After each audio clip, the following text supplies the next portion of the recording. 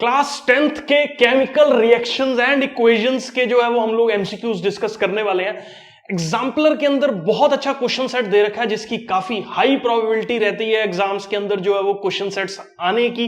तो आज मैं एनसीईआरटी एग्जाम्पलर में जितने भी एमसीक्यूज इस particular chemical reactions and equations के दे रखे हैं वो सारे के सारे डिटेल के अंदर सब फंडों के साथ जो है वो हम लोग डिस्कस करने वाले हैं। तो बिना टाइम वेस्ट किए बिल्कुल, क्योंकि एग्जाम्स जो है वो आने वाले हैं, तो सबसे पहला क्वेश्चन सेट जो है वो मैं रीड कर रहा हूं। विच of the following is not a physical change. देखो, फिजिकल चेंजेस वो चेंजेस हम लोगों के पास रहते हैं जिसमें कोई भी नया सब्सटेंस जो है वो हम लोगों के पास फॉर्म नहीं होता। जिसके अंदर भी कोई नया सब्सटेंस फॉर्म नहीं हो रहा उसको हम लोग जो है वो फिजिकल चेंज बोल देते हैं।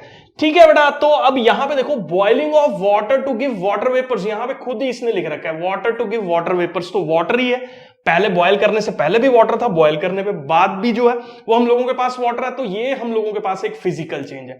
मेल्टिंग ऑफ आइस, आइस जो है वो एक फिजिकल स्टेट है वाटर का, तो ये भी जो है एक फिजिकल चेंज हम लोगों के पास हो गया। नमक का पानी में घुल जाने में कोई भी नई रिएक्शन जो है वो नहीं हो रही, पानी सिंपली नमकीन जो है वो हो रहा है, तो ये भी जो है वो हम लोगों के पास एक फिजिकल प्रोसेस है, केमिकल प्रोसेस नहीं है। हाँ, ये देखो, कंबशन कर रहे हैं किसका? एलपीजी का कंबशन जो है वो हम लोग कर रहे हैं। देखो, अब किसी भी चीज का कंबशन कर रहे हैं मतलब उस पर्टिकुलर एलपीजी को हम लोग ऑक्सीजन की प्रेजेंस में जो है वो बर्न कर रहे हैं, जिसके बाद नए सब्सटेंसेस का फॉर्मेशन जो है वो हम लोगों के पास होता है। इसीलिए ये पर्टिकुलर इसका जो है वो राइट ऑप्शन होना चाहिए। अब देखो, मैं आपको बताता हूं बहुत इंपॉर्टेंट चीज जो बच्चे यूजुअली जो है वो मिस्टेक करते हैं। ठीक है, काफी ज्यादा ये चीजों को इग्नोर करा जाता है बच्चों के द्वारा। ये देखो, ये नॉट है। अब वो देखेंगे यहां पे फिजिकल चेंज, वो देखेंगे यार यहां पे टिक कर दो, सीधा देखेंगे पहले वाला बॉइलिंग वाटर टिक कर देंगे। ठीक है, तो ये मिस्टेक्स आपको नहीं करनी, जल्दबाजी नहीं करनी, क्वेश्चन को जो है वो ध्यान से पढ़ना है। यहां पे नॉट वर्ड जो है वो लिखा हुआ है, फिजिकल चेंजेस का मतलब यहां पे केमिकल चेंज की जो है वो हम लोगों के पास बात की जा रही है। नेक्स्ट क्वेश्चन पे बेटा जी हम लोग जो है वो मूव करते हैं। नेक्स्ट क्वेश्चन देखो हम लोगों के पास क्या है यहां पे, इसमें देखो हम लोगों के पास यहां पे गिवन है, एक सेकेंड, कि विच of the following is an example of, यहां पे ध्यान से देखो इस रिएक्शन को, NH3 ऑक्सीजन के साथ रिएक्ट करके NO और H2O जो है वो यहां पे फॉर्म कर रहा है। अब यहां पे क्या चीज जो है वो ध्यान से देखनी है आपको, पहले नाइट्रोजन बॉन्डेड था हाइड्रोजन के साथ, लेकिन जब ऑक्सीजन से उसको रिएक्ट करवाया गया तो ऑक्सीजन ने इस पर्टिकुलर हाइड्रोजन को हटाया और उसकी जगह आके खुद अटैच होके एक कंपाउंड का फॉर्मेशन किया, यहां पे किसका? NO का। तो सिंपली एक चीज जो है वो हम लोगों के पास यहां पे समझ में आ रही है कि भैया ये एक डिस्प्लेसमेंट रिएक्शन तो पक्का ही है, क्योंकि oxygen displaces hydrogen from nitrogen इस पर्टिकुलर NH3 से। कॉम्बिनेशन ये नहीं हो सकता, क्योंकि कॉम्बिनेशन में यूजुअली क्या होता है, एक एलिमेंट या एक कंपाउंड दूसरे कंपाउंड से कंबाइन करके कोई तीसरा कंपाउंड फॉर्म कर रहा है, उसके अंदर इस तरह से प्रोडक्ट्स जो है वो नहीं रहते हैं, तो ये कॉम्बिनेशन रिएक्शन हम लोगों के पास नहीं है। उसके बाद बेटा जी मैं बात करूं, यहां पे देखो ये रेडॉक्स रिएक्शन है कि नहीं है, ये काफी ज्यादा इंपॉर्टेंट है इस चीज को अंडरस्टैंड करना। यहां पे देखो मैं इस चीज को यहां लिख रहा हूं, तो देखो नाइट्रोजन पहले जो है वो हम लोगों के पास हाइड्रोजन से अटैच है, ऑक्सीजन से रिएक्ट करते ही नाइट्रोजन अब किससे अटैच हो गया? ऑक्सीजन से अटैच हो गया। तो इसका मतलब सिंपली नाइट्रोजन जो है वो हम लोगों के पास क्या हुआ है, इस पर्टिकुलर रिएक्शन के अंदर ऑक्सीडाइज हुआ है। और दूसरी साइड पे अगर मैं बात करूं तो ऑक्सीजन ने जो है वो हाइड्रोजन को गेन किया, तो ऑक्सीजन हम लोगों के पास यहां पे क्या हो रहा है? रिड्यूस हो रहा है। तो इस पर्टिकुलर इफेक्ट से, इस पर्टिकुलर कॉन्सेप्ट से हम लोग ये अंडरस्टैंड कर सकते हैं कि ये एक रेडॉक्स रिएक्शन भी है। तो इसका मतलब फर्स्ट और थर्ड ऑप्शन एकदम करेक्ट है। न्यूट्रलाइजेशन, इसमें कोई भी एसिड बेसिस से रिएक्ट करके सॉल्ट एंड वाटर का फॉर्मेशन नहीं कर रहा, इसीलिए ये पर्टिकुलर जो है वो न्यूट्रलाइजेशन रिएक्शंस के अंदर नहीं जो है वो हम लोगों के पास आने वाला। ठीक है, तो मैं जूम करके चल रहा हूं बेटा जी, आपको ये क्लियर है, इसको हम लोग जो है वो हटा देते हैं। उसके बाद हम लोग जो है वो मूव करने वाले हैं नेक्स्ट स्लाइड पे, नेक्स्ट क्वेश्चन पे जो है वो हम लोग मूव करेंगे। और ये है हम लोगों के पास जो है वो नेक्स्ट क्वेश्चन। ध्यान से इस चीज को जो है वो देखो, तो आयरन जो है वो वाटर से, स्टीम से जो है वो रिएक्ट करके Fe3O4 का फॉर्मेशन कर रहा है, प्लस साथ में जो है वो हाइड्रोजन का फॉर्मेशन जो है वो हो रहा है। तो एक चीज तो सिंपल है यार, देखो आयरन लेफ्ट हैंड साइड पे आयरन की फॉर्म में था, लेकिन जैसे ही ये प्रोडक्ट का फॉर्मेशन हो रहा है तो Fe3O4 का फॉर्मेशन जो है वो हो रहा है। इसका मतलब सिंपली है, आयरन ने जो है वो यहां पे ऑक्सीजन को गेन किया, तो ऑक्सीजन को गेन करना, आयरन मेटल इज ऑक्सीडाइज्ड, ये एकदम करेक्ट है। नेक्स्ट अगर मैं बात करूं, वाटर इज गेटिंग रिड्यूस्ड, उसके बाद water is acting as a reducing agent, water is acting as an oxidizing agent. तो एक सिंपली यहां पे देखो, वाटर लेफ्ट हैंड साइड पे जो है वो H2O की फॉर्म में प्रेजेंट है, लेकिन राइट हैंड साइड पे प्रोडक्ट पे जो है हाइड्रोजन की फॉर्म में प्रेजेंट है। तो इसने यहां पे जो है वो अपनी ऑक्सीजन के एटम को जो है वो यहां पे क्या कर रखा है, लूज कर रखा है। तो ये एक रिडक्शन जो है वो होगी। अब जिसका रिडक्शन हो रहा है, वाटर की प्रेजेंस में आयरन जो है वो ऑक्सीडाइज कर रहा है, तो इसका मतलब वाटर जो है वो एक ऑक्सीडाइजिंग एजेंट का काम कर रहा है, नॉट रिड्यूसिंग एजेंट। एजेंट मतलब जो ऑक्सीजन लेके आ रहा है। अब आयरन ने जो है वो वाटर से ऑक्सीजन को गेन किया, और वाटर इसका मतलब जो है वो क्या एक्ट कर रहा है, कौन सा दलाल है वाटर जो है, एजेंट। किसका एजेंट है, ऑक्सीजन का एजेंट है, इसीलिए वाटर को जो है वो हम लोग ऑक्सीडाइजिंग एजेंट जो है वो बोल देते हैं। आई होप बेटा जी ये क्लियर है। तो ये वाला ऑप्शन, ये वाला ऑप्शन और ये वाला ऑप्शन, तीनों ऑप्शन क्लियर है। तो 1, 2 और 4, 1, 2 और 4 के अंदर जो है सी पार्ट इसका करेक्ट आंसर जो है वो हम लोगों के पास होगा। आई होप बेटा जी ये क्लियर है। इसके बाद हम लोग जो है वो आगे बढ़ रहे हैं। नेक्स्ट हम लोग जो है वो मूव करेंगे, विच of the following is an exothermic process. Exothermic process कौन सा रहता है बेटा, जिस भी प्रोसेस के अंदर हीट जो है वो हम लोगों के पास रिलीज हो रही है, निकल रही है, उस प्रोसेस को हम लोग जो है वो एक्सोथर्मिक प्रोसेस बोल देते हैं। अब यहां पे देखो, reaction of water with quicklime, quicklime जो है वो हम लोगों के पास CaO है, इसको वाटर के साथ अगर हम लोग मिलाएंगे तो ये स्लेक्ड लाइम का फॉर्मेशन जो है वो हमारे पास करेगा। ये एक एक्सोथर्मिक रिएक्शन होती है, ये आपको याद रखना है। दूसरा, एसिड्स के अंदर अगर पानी डालते हैं तो बहुत ज्यादा अमाउंट ऑफ हीट जो है वो हम लोगों के पास रिलीज हो रही है, ये भी एक एक्सोथर्मिक रिएक्शन है, ये भी एक एक्सोथर्मिक रिएक्शन है। उसके बाद देखो, इवेपोरेशन ऑफ वाटर, सिंपली चीज है, वाटर जो है वो वाटर वेपर्स से वाटर वेपर्स में कन्वर्ट हो रहा है, तो उसको एनर्जी चाहिए, तो that is an endothermic reaction. तो ये हम लोगों के पास एक्सोथर्मिक रिएक्शन नहीं है। सिमिलरली कैम्फर जो है वो सॉलिड स्टेट से सीधा का सीधा गैसो स्टेट में कन्वर्ट हो रहा है, तो this is also not an exothermic reaction. तो इसमें फर्स्ट और सेकंड ही एक ऑप्शन जो है वो हम लोगों को दिखाई दे रहा है, तो ये इसका राइट आंसर जो है वो होने वाला है। आई होप बेटा जी ये क्लियर है आपको। इसके बाद बेटा हम लोग जो है वो नेक्स्ट क्वेश्चन पे जो है वो मूव कर रहे हैं। इसको हम लोग जो है वो इधर लगा देते हैं। 3 कुछ बीकर्स कह रहा है, यहां पे देख लेते हैं क्या कह रहा है। 3 बीकर्स लेबल्ड यहां हम लोग बना देते हैं, 3 बीकर्स को, एक A बीकर है, एक B बीकर है और एक C बीकर है। उसके बाद क्या बोल रहा है, 25 ml पानी है, तीनों को जो है भैया पानी दे दो। पानी कितना देना है अपने, 25 ml वाटर जो है वो हम लोगों ने तीनों बीकर्स के अंदर जो है वो डाल दिया। उसके बाद क्या कर रहा है, small amount of NaOH, anhydrous Cu, इसके अंदर जो है वो हम लोगों ने क्या डाला, NaOH डाला। इसके अंदर जो है वो कॉपर का सल्फेट डाला, which is in the anhydrous state. उसके बाद NaCl जो है वो C वाले के अंदर जो है वो हम लोगों ने डाल दिया। तो ये 3 चीजें यहां पे कर दीजिए भाई, आगे बोलो।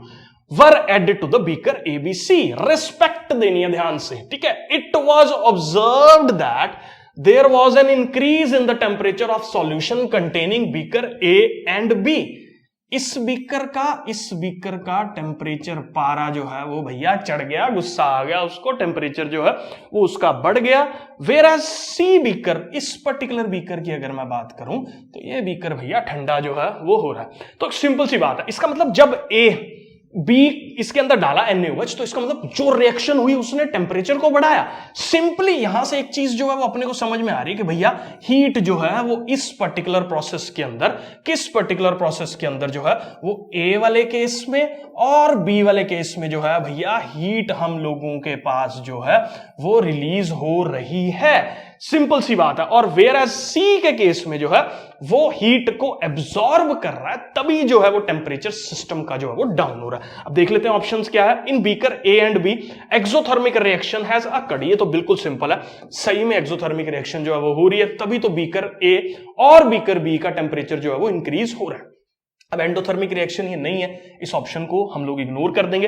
बीकर सी में जो है वो एक्सोथर्मिक रिएक्शन भैया हो ही नहीं सकती है। क्यों? क्योंकि टेम्परेचर जो है वो बीकर सी का कम हो रहा है। बीकर सी का टेम्परेचर कम हो रहा है, ये किस चीज की पहचान है कि सी के अंदर जो रिएक्शन हो रही है भैया, वो रिएक्शन हम लोगों के पास एक एंडोथर्मिक रिएक्शन हो रही है, तभी ना सी का टेम्परेचर जो है वो हम लोगों के पास डिक्रीज कर रहा है। आई होप बेटा जी ये जो है वो आपको क्लियर है। उसके बाद हम लोगों के पास देख लो, एक ऑप्शन ए ठीक है और एक ऑप्शन जो है वो हम लोगों के पास फर्स्ट और फोर्थ ठीक है। तो फर्स्ट और फोर्थ के हिसाब से सी पार्ट जो है वो इस पर्टिकुलर क्वेश्चन का आंसर हम लोगों के पास जो है वो आ जाएगा। नेक्स्ट बेटा जी पढ़ रहे हैं हम लोग, डाइल्यूट जो है वो फेरस सल्फेट है। अब देखो फेरस सल्फेट का फॉर्मूला हम लोगों के पास जो है वो FeSO4 है, is gradually added in a beaker containing acidified permanganate. देखो बेटा जी ये एसिडिफाइड परमैंगनेट मतलब उसके अंदर एसिड भी है। परमैंगनेट ये जो है वो हम लोगों के पास ना पोटेशियम परमैंगनेट का आयन होता है, जिसको हम लोग KMnO4 जो है वो बोलते हैं। एक चीज ना केमिस्ट्री अगर आप लोग आगे बढ़ के जो है वो next years medical non medicals जो भी स्ट्रीम्स जो है वो आप लेने वाले हो ना, एक बात अपने पल्ले बांध लो, ये एक बहुत ही स्ट्रॉन्ग और बहुत ही अच्छा ऑक्सीडाइजिंग एजेंट का काम जो है वो हमारे पास केमिस्ट्री में कर रहा है। तो ये एक बहुत अच्छा हम लोगों के पास क्या है, कहीं पे भी आपको ये दिखेगा तो इसकी ऑक्सीडाइजिंग नेचर जो है वो आप लोगों को बहुत ज्यादा देखने को जो है वो मिलेगी। कब? जब ये एसिड्स के साथ जो है वो हम लोगों के पास यूजुअली प्रेजेंट होता है। एसिड और KMnO4 का कॉम्बिनेशन जो है वो हम लोगों के पास एक ऑक्सीडाइजिंग नेचर को शो कर रहा है इस चीज की। तो KMnO4 is an oxidizing agent, ये जो है वो हम लोगों के पास, आंखें बंद करके इसको टिक कर दो क्योंकि KMnO4 है ही एक ऑक्सीडाइजिंग एजेंट H पॉजिटिव की प्रेजेंस में। तो ये जो है वो अपने पास ऑक्सीडाइज कर देगा। किसको ऑक्सीडाइज कर देगा? बट ऑब्वियसली इस आयरन सल्फेट को, फेरस सल्फेट को जो है वो ऑक्सीडाइज कर देगा। FeSO4 is an oxidizing agent, ये चीज गलत है। The colour disappears due to dilution, ये बिल्कुल भी गलत है क्योंकि रिएक्शन यहां पे हो रही है, एक ऑक्सीडाइज कर रहा है, दूसरा जो है वो हम लोगों के पास रिड्यूस कर रहा। इसमें बेसिकली हम लोगों के पास एक MnSO4 जब फॉर्मेशन हो रहा है और आयरन जो है वो अपनी 2 पॉजिटिव स्टेट से 3 पॉजिटिव वाली स्टेट में जो है वो एंटर कर रहा है। आपको इस रिएक्शन को जो है वो नहीं ध्यान में रखना, मतलब मेन आपको ये पता होना चाहिए कि भैया ये एक रिएक्शन ऑक्सीडाइजिंग नेचर का कंपाउंड है, इसको ऑक्सीडाइज कर रहा होगा, यहां पे 2 पॉजिटिव में है, 3 पॉजिटिव स्टेट में जो है ये कन्वर्ट हो जाएगा आयरन जो है वो अपनी, ठीक है। तो ये वाला ऑप्शन गलत हो गया। KMnO4 is unstable compound and decomposes in the presence to a colorless compound, ये भी गलत है। सिंपल बस इसमें एक ही ऑप्शन जो है वो राइट है हम लोगों के पास, क्या कि भैया KMnO4 जो है वो एक ऑक्सीडाइजिंग नेचर का कंपाउंड है और ये आयरन के सल्फेट को जो है वो ऑक्सीडाइज कर रहा है। मैं अज्यूम करके चल रहा हूं बेटा जी, ये आपको क्लियर है। उसके बाद बेटा नेक्स्ट हम लोग जो है वो आगे बढ़ रहे हैं। इसमें देखो जरा, इसको रब कर देते हैं। उसके बाद देखो हम लोगों के पास जो है वो कंपाउंड है,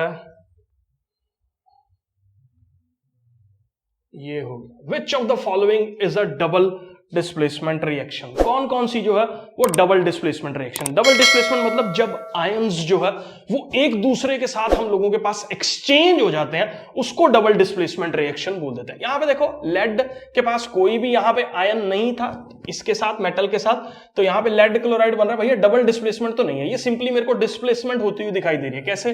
लेड ने कॉपर को जो है वो डिस्प्लेस किया, लेड का क्लोराइड जो है वो फॉर्म हो गया। उसके बाद देखो सोडियम सल्फेट है, बेरियम क्लोराइड है। यहां पे देखो बेरियम ने इसके आयंस को ले लिया, सोडियम ने इसके आयंस को ले लिया, आयंस जो है वो स्विच होते हुए दिखाई दे रहे हैं। भैया ये तो पक्का से ही डबल डिस्प्लेसमेंट रिएक्शन है। ये डबल डिस्प्लेसमेंट रिएक्शन हो ही नहीं सकती है। क्यों? क्योंकि यहां पे जो है वो कार्बन हम लोगों के पास जो है वो ऑक्सीडाइज कर रहा है सिंपली, और ये डबल डिस्प्लेसमेंट नहीं हो रही है। ये एक कंबशन रिएक्शन है, ये भी डबल डिस्प्लेसमेंट रिएक्शंस के अंदर हम लोगों के पास जो है वो नहीं आती है। तो यहां पे इस पर्टिकुलर क्वेश्चन के हिसाब से एक ऑप्शन जो है वो सेकंड वाला डबल डिस्प्लेसमेंट है। दूसरा, हम लोग अगर ये कंबशन को इग्नोर कर दें इसके कॉन्सेप्ट को, तो हम लोगों के पास जो है एक ही ऑप्शन यहां पे जो है वो ठीक है, ये क्योंकि कंबशन नहीं है, यहां पे भी डबल डिस्प्लेसमेंट नहीं हो रहा, तो ये एक बी ऑप्शन जो है वो हम लोगों के पास इसका एकदम करेक्ट ऑप्शन जो है वो होने वाला है। आई होप बेटा जी ये जो है वो क्लियर है।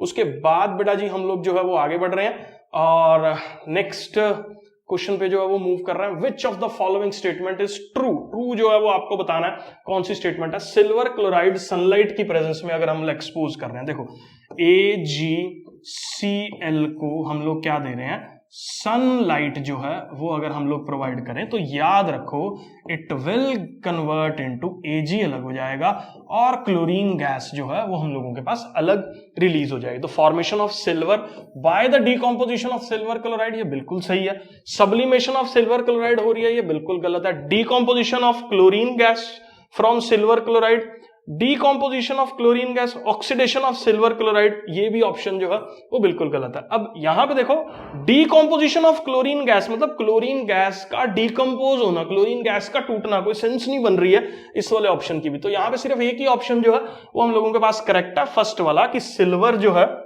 वो फॉर्म हो रहा है। डीकॉम्पोजिशन हम लोगों के पास किसका हो रहा है, AgCl का डीकॉम्पोजिशन जो है वो अपने पास यहां पे हो रहा है। मैं ज्यूम करके चल रहा हूं बेटा जी, ये जो है वो आपको क्लियर है। उसके बाद बेटा हम लोग जो है वो नेक्स्ट क्वेश्चन पे मूव करेंगे। अब इसके बाद देखो ये वाला इसको देखते हैं क्या बोलता है एक सवाल जो है नेक्स्ट। यहां पे देखो solid calcium oxide reacts vigorously with water. तो यहां पे देखो हम लोगों के पास, मैं ना इसको रिएक्शन को जो है वो यहां लिख देता हूं, solid calcium oxide reacts vigorously with water to form calcium hydroxide. ये हम लोगों के पास किस चीज को फॉर्म कर रहा है, CaOH ट्वाइस को जो है वो फॉर्म कर रहा है, प्लस साथ में जो है वो हम लोगों के पास क्या रिलीज हो रही है, एक्सोथर्मिक रिएक्शन है, इसलिए हीट जो है वो इवॉल्व हो रही है। अब देखो इसको हम लोग स्लेक्ड लाइन जो है वो बोल देते हैं। अब कैल्शियम ऑक्साइड का वाटर से रिएक्ट करके ये प्रोडक्ट को फॉर्म करना, जिसको हम लोग स्लेक्ड लाइन जो है वो बोल देते हैं, इस रिएक्शन को स्लेकिंग ऑफ लाइन जो है वो हम लोग बोल देते हैं।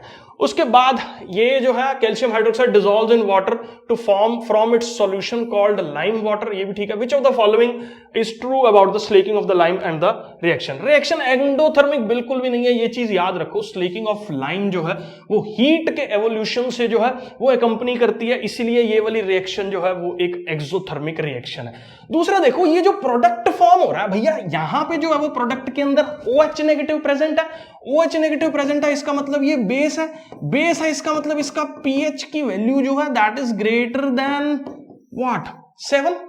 तो इसका मतलब the pH of the resulting solution will be more than 7। ये एकदम सही स्टेटमेंट है। क्यों? क्योंकि अपने पास जो है वो एक बेसिक कंपाउंड हमारे पास यहां पे फॉर्म हो रहा है जिसका pH जो है वो 7 से बड़ा होता है। जिस 7 से छोटा pH है इसका मतलब वो एसिडिक है। 7 वाला pH है तो वो हम लोगों के पास एक न्यूट्रल कंपाउंड्स की कैटेगरी में जो है वो फॉल करता है। तो मैं ज्यूम करके चल रहा हूं बेटा जी, ये क्वेश्चन भी आपको क्लियर है। सेकंड और थर्ड ऑप्शन जो है उसमें राइट है, तो ये एक ऑप्शन जो है वो इसका हमारे पास यहां पे करेक्ट ऑप्शन जो है वो होगा। ठीक है, तो नेक्स्ट क्वेश्चन पे जो है वो मैं मूव कर रहा हूं। उसके बाद देखो बेटा नेक्स्ट क्वेश्चन क्या बोल रहा है, barium chloride on reaction with ammonium sulphate. यहां लिखता हूं मैं क्या हो रहा है भैया, ये this is barium chloride on reaction with NH4 twice और साथ में क्या SO4 फॉर्म्स बेरियम सल्फेट। और यहां पे रिएक्शन में बन क्या रहा है हमारे पास, यहां पे बन रहा है बेरियम का सल्फेट बन रहा है, प्लस यहां पे बन रहा है अमोनियम का क्लोराइड का फॉर्मेशन जो है वो हम लोगों के पास हो रहा है। Which type of reaction represents था, अब ये देखो डबल डिस्प्लेसमेंट रिएक्शन है, ये सिंपली नजर आ रहा है क्योंकि इन्होंने अपने आयंस को जो है वो क्या कर लिया, एक्सचेंज जो है वो कर लिया, तो it is a double displacement reaction. दूसरा यहां पे बेरियम सल्फेट के ना एक चीज याद रखो, ये इसके प्रेसिपिटेट्स जो है ना, मैं रेड में लिख रहा हूं लेकिन प्रेसिपिटेट इसके व्हाइट है, व्हाइट प्रेसिपिटेट्स जो है वो फॉर्म हो रहे हैं, तो ये प्रेसिपिटेशन रिएक्शन भी हम लोगों के पास जो है वो इसको हम लोग बोल देते हैं। ठीक है, तो ये मैं ज्यूम करके चल रहा हूं, ये एकदम सही आपको समझ में आ गया। ऑप्शन सेकंड और फोर्थ इसमें एकदम सही है, तो सेकंड और फोर्थ ऑप्शन के हिसाब से जो है वो हम लोगों के पास डी पार्ट इसका आंसर जो है वो होगा। आई होप बेटा जी ये क्लियर है। इसके बाद बेटा हम लोग जो है वो नेक्स्ट क्वेश्चन पे जो है वो मूव कर रहे हैं। क्वेश्चन नंबर 11 की बात यहां पे की जाएगी। इलेक्ट्रोलिसिस, इलेक्ट्रोलिसिस, लिसिस का मतलब होता है ब्रेक होना, किसी भी चीज का ब्रेक होना। वाटर किस में ब्रेक हो रहा है, H2 प्लस हाफ किस में, O2 के अंदर जो है वो वाटर ब्रेक हो रहा है। अब यहां पे ना एक चीज देखने वाली है, जो वॉल्यूम होता है ना गैस का वो उसके नंबर ऑफ मोल्स के प्रोपोर्शनल होता है। जितने नंबर ऑफ मोल्स किसी गैस के ज्यादा रिलीज हो रहे हैं उतना वॉल्यूम उसका ज्यादा है। गैस के नंबर ऑफ मोल्स के प्रोपोर्शनल अगर वॉल्यूम है तो इसका कोएफिशिएंट ऑफ स्टोइकियोमेट्री देखो आप, मतलब इसका कोएफिशिएंट देखो आप, यहां पे 1 है यहां पे हाफ है। इसका मतलब जो हाइड्रोजन गैस का वॉल्यूम रिलीज होने वाला है that will be times the volume of oxygen. क्यों? क्योंकि इसका कोएफिशिएंट यहां पे जो है वो हाफ है, तो इसीलिए यहां पे the electrolysis of water the mole fraction of the hydrogen, hydrogen का ऑक्सीजन से जो है वो डबल होने वाला, इसका मतलब हाइड्रोजन का ज्यादा रहेगा 2 रहेगा, ऑक्सीजन का जो है वो 1 रहेगा। तो ये बी पार्ट एक ऑप्शन जो है वो होने वाला है। तो आई होप बेटा जी ये जो है वो आपको क्लियर है कि हाइड्रोजन का जो है कोएफिशिएंट 1 है यहां पे, जबकि हम लोगों के पास जो ऑक्सीजन है उसका कोएफिशिएंट जो है वो हाफ है। इसका मतलब जो वॉल्यूम हम लोगों के पास देखने को मिलने वाला है हाइड्रोजन का वो डबल होने वाला है, क्योंकि उसका कोएफिशिएंट ऑफ स्टाइकियोमेट्री जो है एक बैलेंस्ड केमिकल इक्वेशन के अंदर डबल है। मैं अज्यूम करके चल रहा हूं बेटा जी, आपको ये क्लियर है। इसके बाद जो है वो हम लोग नेक्स्ट क्वेश्चन पे जो है वो मूव कर रहे हैं। आप इसमें देखो विच of the following is an endothermic process. अब ये देखो ये बहुत सारी चीजें कई बार याद करनी पड़ती है। डाइल्यूशन अगर मैं एसिड का कर रहा हूं, एसिड में अगर मैं पानी डाल रहा हूं तो बहुत ज्यादा अमाउंट ऑफ गैसेस जो है मतलब हीट जो है वो उसके अंदर से रिलीज होती है, तो this is surely an exothermic reaction. Sublimation of dry ice, sublimation of dry ice, dry ice जो है वो किस में कन्वर्ट हो रही है, हमारे पास वेपर्स में जो है वो ड्राई आइस हम लोगों के पास जो है वो कन्वर्ट हो रही है। तो वेपर्स में अगर ड्राई आइस जो है वो हम लोगों के पास कन्वर्ट हो रही है, तो ये बट ऑब्वियसली जो है वो हम लोगों के पास ये क्या रहने वाली है, एक एंडोथर्मिक रिएक्शन जो है वो रहने वाली। कंडेंसेशन हो रही है, कंडेंस कर रहे हैं, वेपर फॉर्म में थे अब कंडेंस कर रहे हैं, तो कंडेंस तभी करेंगे जब उसकी एनर्जी रिलीज होगी, क्योंकि वेपर में तो एनर्जी ज्यादा है, एनर्जी रिलीज करेगा, तो इसका मतलब ये भी एक एक्सोथर्मिक प्रोसेस है। इवेपोरेशन, पानी का भाप में बदलना, वाटर से वाटर वेपर्स में जो है वो कन्वर्ट होना, तो ये एक एंडोथर्मिक रिएक्शन जो है वो हम लोगों के पास होगी। तो सेकंड और फोर्थ, अब इसमें कौन सा सेकंड, ये सेकंड और फोर्थ इसका आंसर जो है वो हम लोगों के पास हो जाएगा। मैं जूम करके चल रहा हूं बेटा जी, ये आपको क्लियर है। इसके बाद जो है वो हम लोग नेक्स्ट क्वेश्चन पे जो है वो मूव कर रहे हैं। नेक्स्ट क्वेश्चन हम लोगों के पास क्या बोल रहे हैं, डबल डिस्प्लेसमेंट रिएक्शन। इसको थोड़ा सा ऊपर कर लेते हैं हम लोग। डबल डिस्प्लेसमेंट रिएक्शन बिटवीन किस किस के बीच में डबल डिस्प्लेसमेंट रिएक्शन हो रही है, potassium iodide, potassium iodide is KI plus साथ में एक्वस लेड नाइट्रेट। तो ये लेड नाइट्रेट एक्वस का जो फॉर्मूला रहता है वो PbNO3 ट्वाइस जो है वो हम लोगों के पास होगा। लेड के येलो प्रेसिपिटेट्स जो है वो हम लोगों के पास फॉर्म हो रहे हैं, तो येलो में ही मैं इसको बना देता हूं, तो इट विल फॉर्म PbI2, क्योंकि लेड की जो हम लोगों के पास वैलेंसी है वो 2 यहां पे शो कर रहा है, तो ये PbI2 फॉर्म कर रहा है, ये जो है वो फॉर्म हो रहा है। यहां पे कुछ ये गिवन है, प्लस साथ में जो है वो बट ऑब्वियसली हम लोगों के पास जो है वो पोटाशियम का नाइट्रेट जो है वो फॉर्म होगा। ठीक है, और लेड नाइट्रेट अगर अवेलेबल नहीं है बोल रहा है, तो ऐसी कौन सी केमिकल रिएक्शन है और किसके साथ जो है वो होगी। अब ये देखो लेड सल्फेट के साथ ये पर्टिकुलर रिएक्शन टेक प्लेस नहीं करेगी, क्योंकि ये इनसॉल्युबल है, ठीक है, घुलेगा ही नहीं KI के अंदर, तो भैया वहां पे उसने स्पेशली मेंशन कर दिया। लेड एसीटेट अमोनियम नाइट्रेट के साथ भी ये रिएक्शन नहीं हो रही, पोटाशियम सल्फेट के साथ भी ये रिएक्शन नहीं हो रही। देखो पोटाशियम सल्फेट ये एक्चुअली डबल डिस्प्लेसमेंट रिएक्शन है हम लोगों के पास, ठीक है, तो इसका बेसिकली अपने को लेड के ही किसी दूसरे कंपाउंड को चेक करना पड़ेगा। तो यहां पे जो आंसर आएगा ना COO, it is twice times यहां पे क्या PB, तो इसको बोलते हैं लेड एसीटेट।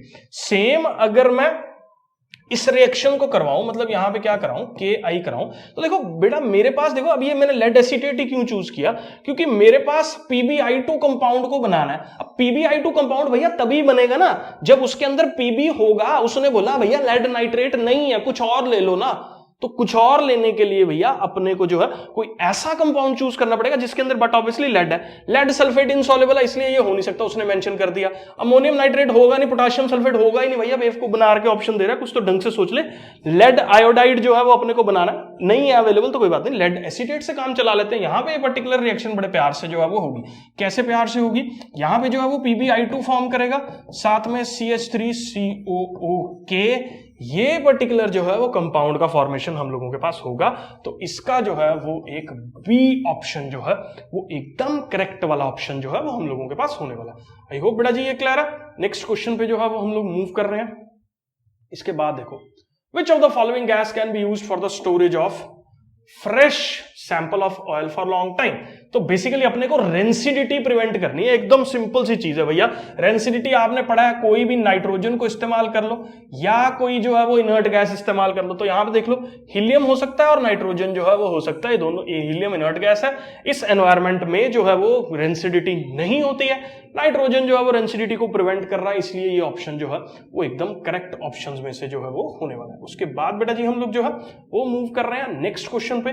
नेक्स्ट क्वेश्चन देखो हम लोगों के पास क्या है, which of the following is used, इसको ऊपर कर लेते हैं थोड़ा सा, और हम लोगों के पास जो है यहाँ पे क्या गिवन है, which of the following reaction is used for the preparation of oxygen gas in the laboratory.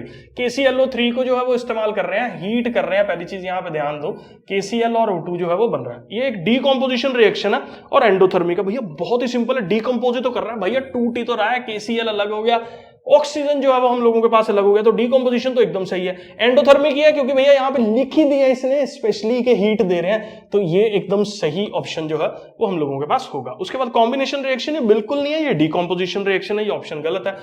Decomposition reaction accompanied by the release of heat, भैया हीट तो दे रहे हैं, रिलीज तो हो नहीं रही है, यहाँ पे मेंशन्ड है, तो ये भी ऑप्शन जो है वो हम लोगों के पास गलत हो गया।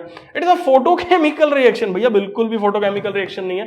फोटोकेमिकल रिएक्शन में यहाँ पे जो है वो अगर लाइट लिखा होता तो मैं मानता कि ये फोटोकेमिकल रिएक्शन हम लोगों के पास होगी। आई होप बेटा जी ये क्लियर है। उसके बाद जो है वो हम लोग नेक्स्ट क्वेश्चन पे मूव कर रहे हैं, विच ऑफ द फॉलोइंग, इसके अंदर से देखो जरा, विच of the following process involves a chemical reaction, किस फॉलोइंग प्रोसेस में, भाई स्टोरेज ऑफ ऑक्सीजन के अंदर कोई कौन सी केमिकल रिएक्शन होगी यार, भाई कोई केमिकल रिएक्शन ऑक्सीजन गैस को स्टोर करने में नहीं हो सकती। उसके बाद लिक्विफिकेशन ऑफ गैस, देखो केमिकल रिएक्शन तो हो नहीं रही, गैस पहले गैसेस फॉर्म में प्रेजेंट थी, उसको मैंने जो है वो लिक्विड फॉर्म में प्रेजेंट कर लिया, रिएक्शन कोई नहीं जो है वो होगी, ये भी गलत है, ये भी गलत है। Keeping petrol in the dish, China dish, भैया पेट्रोल को अगर मैं ओपन में रख दूं तो वो इवेपोरेट कर जाएगा, रिएक्शन जो है वो हम लोगों के पास नहीं होगी, वोलेटाइल इन नेचर जो है वो पेट्रोल होता है। Heating of copper wire in presence of air at high temperature, ये देखो यहां पे जो है वो रिएक्शन होगी, एक ब्लैक कलर का कंपाउंड हम लोगों के पास कॉपर का जो ऑक्साइड है वो फॉर्म होगा, और ये एकदम सही ऑप्शन जो है वो इसका हम लोगों के पास हो गया। इसके बाद बेटा जी मैं मूव कर रहा हूं नेक्स्ट ऑप्शन पे। नेक्स्ट क्वेश्चन देखो जरा, विच of the following represents the equation, the abbreviation, correct सब कुछ जो है वो होना चाहिए, किस पर्टिकुलर इक्वेशन में जो है वो हो रहा है। अब ये रिएक्शन टेम्परेचर मतलब थोड़ा सा टेम्परेचर जो है वो हमने हाई कर रखा है और इसको जो है वो हम लोग रिएक्ट करवा रहे हैं। देखो हाइड्रोजन लिक्विड स्टेट में नहीं होता, ये ऑप्शन गलत है। ऑक्सीजन लिक्विड स्टेट में नहीं होता, ये ऑप्शन गलत है। वाटर जो है वो अगर रिएक्शन टेम्परेचर पे करवा रहे हैं, ज्यादा टेम्परेचर पे करवा रहे हैं, तो एक गैसोस नेचर के अंदर जो है वो वाटर प्रेजेंट होता है, इसलिए डी ऑप्शन जो है वो इसका हम लोगों के पास एक करेक्ट ऑप्शन जो है वो होगा। देखो इस तरह के क्वेश्चंस भी बोर्ड्स के अंदर आ सकते हैं जहां पे आपको इन एब्रीवेशंस का पूरा मतलब जो है वो पता है कि कहां जी लिखना है, कहां जो है वो अपने को एल लिखना है। तो मैं अज्यूम करके चल रहा हूं बेटा जी ये सारा जो है वो क्लियर है। उसके बाद मुझे लगता है शायद ये, हाँ लास्ट कुछ और है नहीं, ये शॉर्ट आंसर टाइप्स हो गए ना, इसके बाद शुरू, ये एक लास्ट क्वेश्चन जो है वो हम लोगों के पास होने वाला है। और इसको देखो, KClO3 which of the following is a combination, भैया ये कहां से कॉम्बिनेशन होगी, टूट रहा है इसके अंदर, हाँ ये कॉम्बिनेशन जरूर दिख रहा है, ये भी कॉम्बिनेशन दिख रहा है, दो कंपाउंड्स आपस में जुड़ के ये तीसरा कंपाउंड बना रहे हैं, दो कंपाउंड यहाँ पे जुड़ के तीसरा कंपाउंड बना रहे हैं, ये एक डिस्प्लेसमेंट रिएक्शन है जिसमें जिंक ने आयरन को हटा के उसकी जगह लग गया, तो भैया कॉम्बिनेशन तो बिल्कुल भी नहीं है। तो सेकेंड और थर्ड ऑप्शन जो है कौन से वाला है देख लो, हाँ ये रहा, सेकंड और थर्ड ऑप्शन जो है वो इसके करेक्ट ऑप्शंस के अंदर जो है वो होंगे। आई होप बेटा जी ये क्लियर है। तो चैप्टर 1 के जितने भी इंपॉर्टेंट वाले एमसीक्यूज थे वो मैंने सारे ही डिस्कस कर लिए हैं। नेक्स्ट लेक्चर्स के अंदर बाकी चैप्टर्स जो है वो मैं लेके आता रहूंगा। Stay tuned, stay connected and to subscribe. बहुत मेहनत लग रही है यार, इतना मतलब कुछ हम लोग जो है इन्वेस्ट करके आप लोगों के लिए लेके आ रहे हैं, तो हम तो बस एक सब्सक्राइब के ही भूखे हैं, वो मुझे लगता है आप लोग जो है वो जल्दी सपोर्ट करेंगे। Bye bye, take care, see you in the next video.